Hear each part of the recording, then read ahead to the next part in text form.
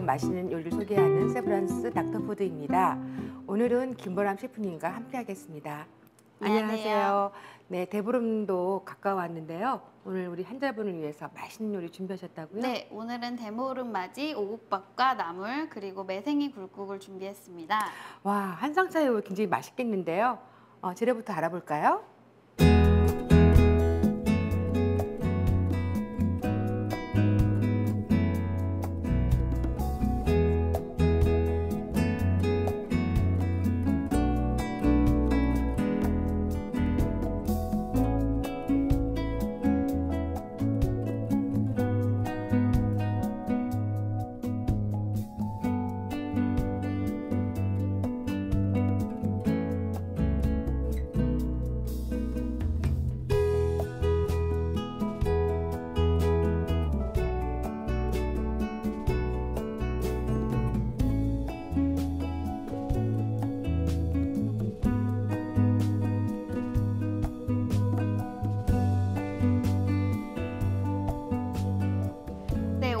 말 그대로 5가지 곡물로 짓는 밥인데요.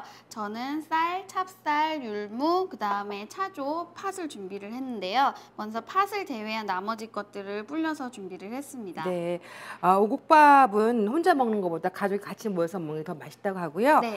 또 쌀보다는 더 많은 영양소가 보충돼서 굉장히 좋을 수 있죠. 근데 혹시 좀 소화가 잘 되게 맛있게 짓는 요령도 같이 알려주세요. 네, 일단 그 다른 곡물들은 30분 이상 불려서 밥이 잘 되도록 하고요. 팥 같은 경우는 삶아서 준비를 했습니다. 별도로 이렇게 삶아서 준비한 이유가 있나요? 팥 같은 경우는 다른 곡물에 비해서 굉장히 딱딱하기 때문에요. 맞아요. 물에 어느 정도 반나절 정도 불려주신 다음에 물에 끓여서 준비를 하시는데요. 첫 번째 삶은 물은 한번 버려주시고 그 두 번째 삶은 물로 이렇게 팥이 어느 정도 통통해지고 어디 봐요? 예, 어느 정도 말랑말랑할 네. 때까지 삶아서 준비를 하시면 되는데요. 너무 익혀버리면 밥을 하셨을 때 다 퍼져버리고 예쁘지 않으니까요. 맞아요. 적당하게 삶아서 준비를 해주시면 이 정도로 되겠습니다. 이렇게 딱딱 이 정도로. 예, 눌렀을 때 어느 정도 좀 탱글탱글해졌다라고 느껴질 때까지 삶아서 좋네요. 준비를 해주시면 됩니다. 네. 그러면 먼저 밥을 안쳐 볼 텐데요. 냄비에다가 불린 쌀 넣어주시고요. 거기에 율무도 있고 또 수수도 있고 조도 있고요. 네네. 팥이 들어가면 좀 단맛이 좋다면서요? 네, 약간 단맛도 나면서 색깔도 더 예뻐지고요. 네. 근데 율무 같은 경우도 제가 해보니까 살짝 딱딱하더라고요. 그래요? 그러니까 율무도 충분히 불려서 사용을 해주시면 되고요. 그럼 혹시 전기밥솥으로 밥을 질 때는 어떻게 하면 돼요? 전기밥솥에 하실 때도 일단 기본적으로 다 불려주셔야 돼요. 근데 물 양은 조금 더 많이 잡아야 되나요? 아니요. 일단 이게 불린곡식이기 때문에 물 양은 보통 저희가 그냥 쌀밥 할 때는 1대 1.2 정도의 물을 사용하는데요. 이렇게 불렸을 경우에는 1대 1 정도의 양으로 사용을 하시면 되고요. 보통 저희가 밥 물 잴 때 손등으로 올라오는 정도로 되잖아요. 이거보다 손등에 여기까지 와야 되니까 전 조금만 더 할게요. 그렇군요. 네. 하시고 일단은 센 불에서 한번 부르르 끓이도록 하겠습니다. 환자분들이 소화되는 정도에 따라서요, 이 잡곡의 양을 조절을 하시는 것도 하나의 방법인 것 같습니다. 네, 그 다음에 매생이 굴국을 준비를 했는데요. 네. 겨울철은 한번 꼭 줘야 되는 거죠. 네. 사실 굴에는 글루코겐이 가장 풍부할 때래요, 겨울이. 그래서 환자분들이 아미노산 보충에 굉장히 도움이 될 것 같고요. 특히 굴에는요, 이 아연이 풍부해가지고 환자분들이 입맛이 없었을 때 입맛을 돋궈주는 그런 중요한 역할을 합니다. 네, 먼저 매생이를 씻어서 준비를 하는데요. 매생이 같은 경우에는 굉장히 섬세하고 이렇게 간을 달았잖아요. 그리고 일단은 물에다가 한번 이렇게 헹구듯이 헹궈주시는데 워낙 매생이는 깨끗한 물에서 자라기 때문에 깨끗한 상태이긴 하지만 이렇게 가끔 보시면 티끌 같은 거나 아니면 해초류가 들어가 있는 경우가 있어요. 그런 경우에는 불려서 이렇게 분리를 해주시고요. 이거 매생이 씻어서 혹시 오래 불리면 팍 퍼지거나 이런 건 안 하나요? 아무래도 오랫동안 이렇게 물에 담가 놓으신 것보단 그냥 살짝 사용하시기 전에 살짝만 헹궈서 준비하시면 되고요. 그다음에 굴 같은 경우에도 보통 요즘에 팩에 많이 팔잖아요. 한번 흐르는 물에 씻으실 때 이런 부분에 딱딱한 거나 이물질이 있나를 한번 살펴서 딱 씹히면 환자분들도 너무 아파하시죠. 이렇게 깨끗한 물에 헹궈서 준비를 해주시고요. 아주 귤향내가 나가지고 막 입맛이 막 돋아지는 것 같아요. 이렇게 굴을 네. 준비를 해주시고요. 네. 한번 저는 육수를 다시마 멸치 육수를 준비를 했어요. 여기 끓고 있는데요. 특별히 뭐 이렇게 멸치 다시마 국물을 뭐 예를 들어 그 육수도 있고 고기 국물도 있고 많잖아요. 아무래도 지금 매생이도 그렇고 굴도 그렇고 향이 굉장히 좋은 재료잖아요. 네네. 그렇기 때문에 그 네. 향을 가장 살려줄 수 있는 깔끔한 멸치 육수가 가장 좋은 것 네. 같고요. 먼저 팔팔 끓는 육수에 굴을 넣어주도록 하겠습니다. 네, 굴을 넣고 한 소끔 끓여주시면 됩니다. 그럼 매생이를 같이 넣으면 안 돼요? 매생이나 굴이나 사실 살짝만 익히면 되는 재료인데요. 매생이 같은 경우에는 오래 끓이면은 너무 이렇게 색깔도 검게 변해서 맛이 없어 보이고요. 그렇죠, 맞아요. 너무 퍼지는 경향이 있어서 매생이가 그래요. 뚝뚝 끊어져요. 네. 그렇군요. 네, 그리고 지금 보시면은 굴이 조금씩 끓으면서 떠오르고 떠오르네요. 있잖아요. 이 예. 타이밍에 매생이를 넣도록 떠오를 때? 하겠습니다. 네. 살짝 불러서 네. 일단 물을 안 짜도 되고 그냥 그대로 그냥 넣어도 되나 봐요? 아니면 채반에 받치셔서 넣으셔도 상관없고요. 매생이는 취향에 따라서 양을 조정을 하셔도 돼요. 네네. 너무 이렇게 많은 걸 또 싫어하시는 분들도 많으시더라고요. 그렇죠, 이게. 네. 그래서 그래도 이게 파란 어떤 그 색깔이 있어가지고 바다의 어떤 느낌도 나고 좋은 것 같은데요? 이렇게 매생이를 넣어주시고서는 조금만 살짝만 끓이면 완성이 되니까요. 요거는 잘 저어야 되겠네요. 잘 퍼지게. 잘 퍼지도록 두시고요. 사실 지금 요 타이밍에 살짝 끄셔서 간 맞추셔서 하셔도 돼요. 근데 저는 이제 호박꼬지를 할 거니까요. 여기에 지금 끓어오르실 때 다진 마늘도 조금 넣어서 맛을 내주시고요. 네. 그다음에 간장은 파도 지금 썰어가지고 예쁘게. 대파. 네. 오, 재료도 굉장히 간단하고 쉽게 끓일 수가 있겠네요. 간단하고 굉장히 조금 걸리죠. 그러니까. 네, 그리고 지금 한 소끔 끓이는 동안에 저희는 호박꼬지를 한번 해보도록 하겠습니다. 네. 오늘 호박꼬지는 상당히 약간 특별한 방법으로 할 건데요. 네네. 호박꼬지가 그 호박을 말려놓은 거잖아요. 네네. 그래서 정월 대부분 겨울에 많이 사용을 하시는데 말린 나물을. 네네. 저는 일단 물에 한번 불려놨어요. 물에 어느 정도 불린 다음에 끓는 물에다 살짝 데쳐놨습니다. 보통 물에 불리신 다음에 기름에 많이 볶으시거든요. 그렇죠. 그렇지 않고 저는 살짝 데쳐갖고 그만큼 건강하게 넣어 드실 수 있도록 했고요. 맞아요. 기름 섭취하시는 거 굉장히 또 싫어하시는 분들 꽤 많거든요. 네. 그리고 또 이게 호박꼬지 같은 경우는 이제 말린 거라서 비타민 같은 게 농축되어 있어서 좋고요. 또 변비가 있으신 분들은 호박꼬지 오늘 같이 드시면 아마 변비 해결하실 것 같은데요. 네, 그리고 건강에 더 신경을 써서 저는 오늘 저염식으로 한번 만들어 볼 거예요. 저염식 하면 혹시 맛없다고 하시는 분들 굉장히 많으실 텐데 맛있는 점이시기죠? 네, 제가 먹어봤는데 아주 맛있었습니다. 그래요? 네. 바로 들깨를 사용하는 건데요. 들깨를 사용해서 더욱 고소하고 맛있게 만들어 보도록 할 텐데요. 먼저 프라이팬에 기대가 됩니다. 들깨 소금이라는 걸 만들 거예요. 근데 사실 들깨 소금이 여러분 생각하시는 그런 소금의 질감이 아니라 약간의 소스라고 생각을 하시면 되는데요. 미리 만들어 두셨다가 다른 무침 요리나 하실 때도 사용하시면 좋을 것 같고요. 그렇네요. 먼저 팬에 기름을 좀 둘러주시고요. 네. 양파 다진 거를 준비를 했어요. 이거는 이제 팬을 좀 달궈준 다음에 해야 되는 거죠? 예, 달궈진 다음에 넣으시면 더 좋고요. 네. 그거 넣고 또 뭐죠? 네, 일단은 양파를 볶아주도록 하겠습니다. 저염이라는 게 사실 소금을 조금 넣거나 아니면 뭐 물을 많이 넣어서 양을 맞춘다고는 하는데 우리가 길들어진 입맛이 있기 때문에 먹기가 쉽지가 않잖아요. 그렇죠. 환자분들이 그래서 저염식 그러면 굉장히 맛없다는 그런 생각을 먼저 가지시는데 사실 저염식 그러면 어떻게 보면 건강식이고 식재료의 고유의 맛을 느끼는 그런 요리라고 생각하시면 될 것 같습니다. 네, 그래서 보통 드시는 음식에서 약간 매운맛이나 신맛이나 그런 거를 첨가를 하면 사람이 짠맛을 좀 잊어버릴 수가 있죠. 할 수가 있다고 해요. 그런 의미에서 오늘은 들깨 고소함을 더하는 거고요. 그렇죠. 이렇게 양파가 어느 정도 볶아지고 있으면 여기에 물을 부어주세요. 물을 붓는 건요. 물을 붓고 끓여주시면 되는데요.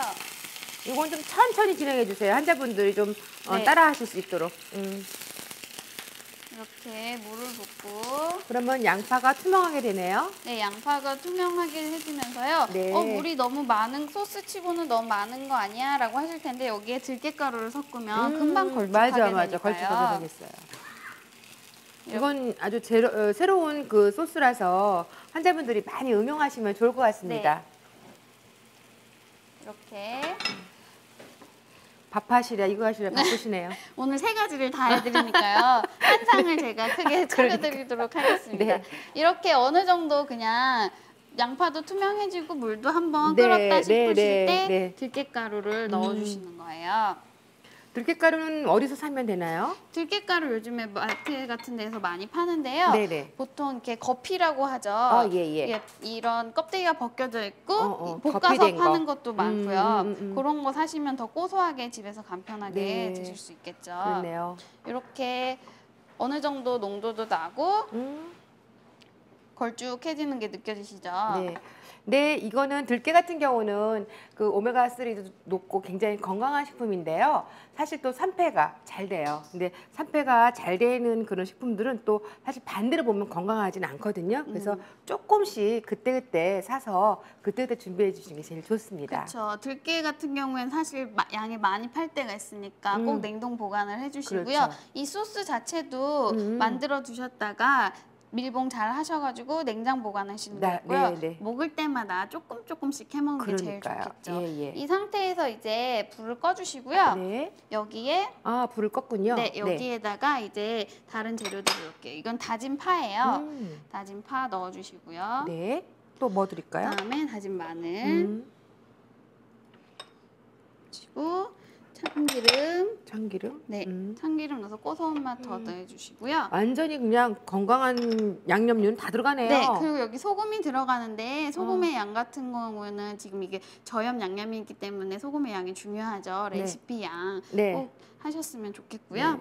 이거 레시피 양대로 하려면은 계량하기 어려워하시잖아요. 그럼 혹시 대략 이렇게 잴 수 있는 어떤 팁 같은 거 없어요? 보통 여러분들 집에 밥수저 있잖아요. 계량 스푼으로 하시면 물론 더 중요하겠지만 이런 밥수저가 있는데요. 보통 밥수저 하나가 15g 정도라고 생각하시면 돼요. 액체류를 쟀을 때도 15ml라고 생각을 하시면 되고 작은 술 같은 경우가 5g, 5ml라고 생각을 하시면 되고요. 그러니까 계량 스푼이 없더라도 밥수저로 양으로 어느 정도 이 정도면 그 정도 되겠구나라고 생각을 하시면 될 것 같습니다. 이게 소복이 아니라 이렇게 깎아진 양으로, 그렇죠? 이렇게 좀 계량해서 드시는 거가 또 도움이 될 것 같아요. 그러면 여기 이렇게 벌써 소스가 이렇게 완성이 됐어요. 좋은 냄새 나는데요? 고소한 향이 나죠? 그리고 사실 이 안에 다진 파마늘이 다 들어갔기 때문에 뭐 무치시거나 이러실 때는 다른 양념 더 안 하셔도 되고요. 그렇겠네요. 이 볼에다가 소스를 덜어서 준비를 하도록 하겠습니다. 뜨거우니까 조심해야 되겠네. 이 정도 양이면 저희가 하는 지금 호박꼬지 한 2-3번은 더 무칠 수 있는 양이에요. 그렇겠네요. 그럼 식혔다가 이제 덜어가지고 식히다가 밀봉하셔가지고 냉장 보관하시면 되고 병 같은 데 넣으셔서 하셔도 되고요. 이제 그러면 본격적으로 호박꼬지를 무쳐보도록 할게요. 이게 또 두부가 들어가네요. 두부가 들어가서 더 고소하고 더 부드러운 식감을 내줄 수가 있어요. 그리고 또 단백질 보충도 되고. 아까 말씀드렸듯이 저는 불려서 데쳐서 사용을 했고요. 데치는 거 어느 정도까지 데치냐고 물어보시는 분들 많으신데요. 이렇게 사실 드셔보시는 게 되게 좋아요.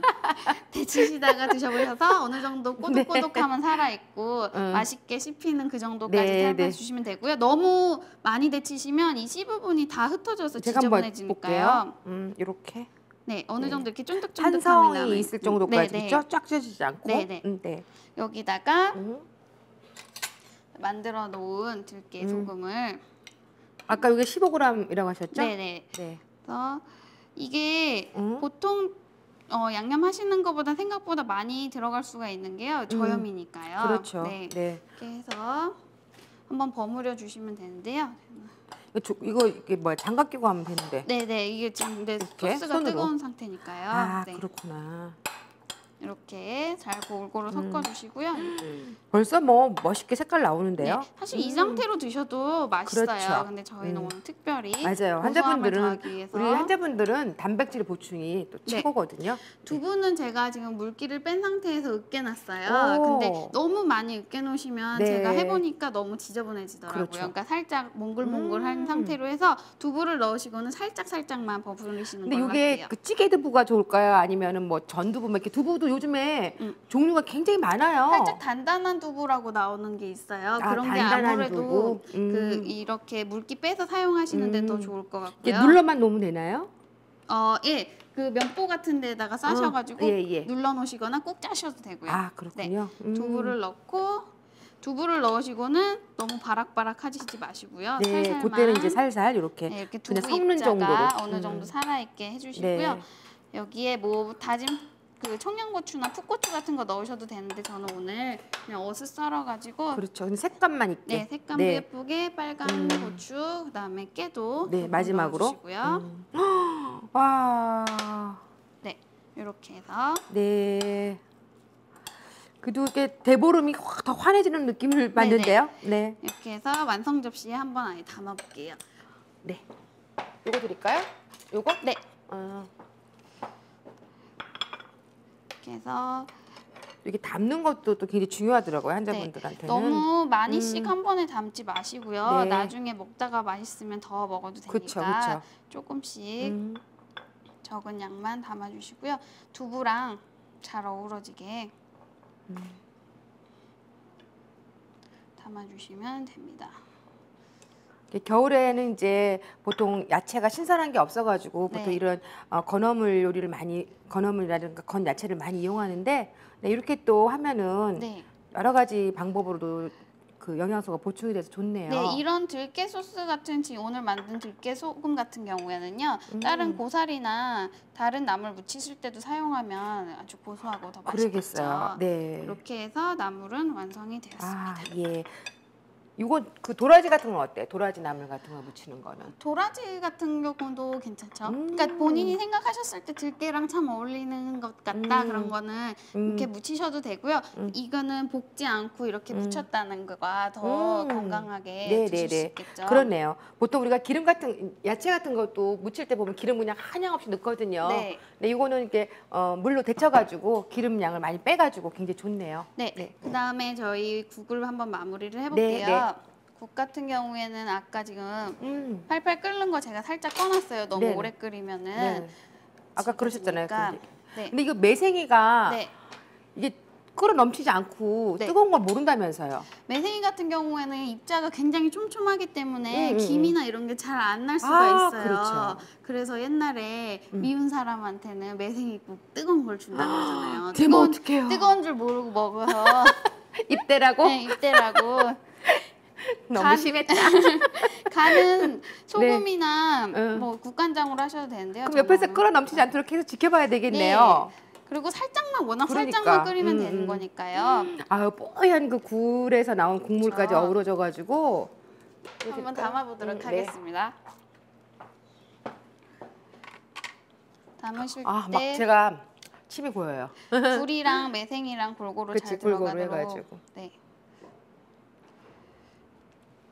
요거보다 기나긴 겨울에 이렇게 입맛을 잃어버렸던 환자분들한테는 정말 딱인 요리인 것 같습니다.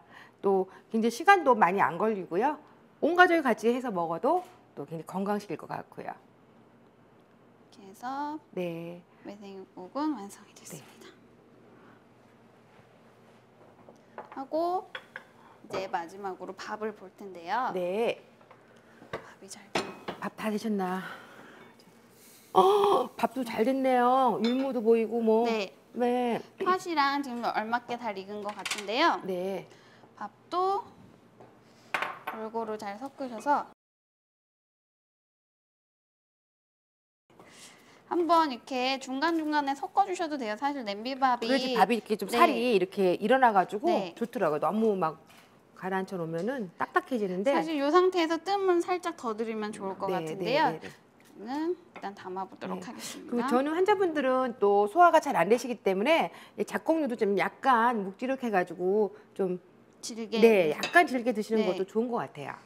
그래서 지랑 조랑 잘 보이도록. 팥은 이미 이제 익혀놨으니까 그렇죠? 많이 익었을 걱정은 없으신 것 같고. 그래서 쌀이 아주 잘 퍼져가지고 야 아주 굉장히 고품격 대보름 식사네요. 이렇게만 하셔도 사실 집에 있는 김치랑 꺼내셔서 하시면 이미 3가지 요리가 다 완성이 되겠죠. 한번 드셔보세요. 네. 와, 이제 건강한 상 같은데요. 제가 먹어볼게요. 우선 밥부터. 사실 좀 밥이 걱정스럽거든요, 아까. 그 팥 냄새가 나면서 굉장히 맛있고 김치랑 같이 밥 먹고 싶어지는 생각이 막 나는 거 있죠? 그렇죠. 굉장히 잘 됐네요. 그다음에 매생이국. 뜨거우니까 조심하세요.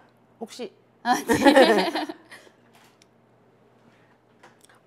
정말 잘하셨네요. 감사합니다. 네. 굉장히 그 매생이하고 굴하고 잘 어울려져가지고 맛있고 또 그 국간장으로 해서 역시 담백하고 괜찮은데요. 이 이제 오늘의 하이라이트.